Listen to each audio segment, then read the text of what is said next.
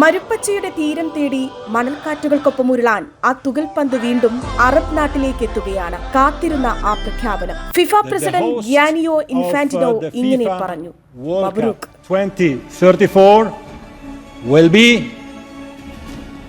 Saudi Arabia. Mabruk. Mabruk to our friends in Riyadh. Riyadh boulevard സിറ്റിയിലെ പടുകൂറ്റൻ സ്ക്രീനുകൾക്ക് ചുറ്റും ആഘോഷം. 10 വർഷത്തിനപ്പുറം ലോക കാൽപന്ത് മാമാങ്കം സൗദിയിലെത്തുമ്പോൾ ആവേശം ഇന്നു മുതലേ തുടങ്ങിക്കഴിഞ്ഞു. ആഘോഷത്തിമിർപ്പിന്റെ കാത്തിരുന്ന ആവേശം. 4 ദിവസത്തെ ആഘോഷത്തിന് സൗദി തുടക്കം കുറിച്ചു.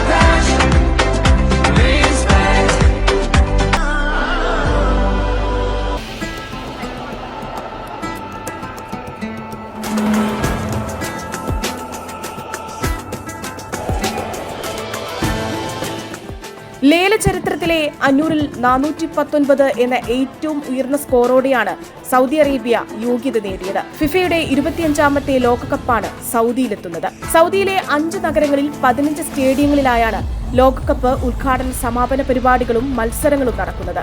6 വൻകരകളിൽ നിന്ന് 48 ടീമുകൾ മാറ്റുരക്കും.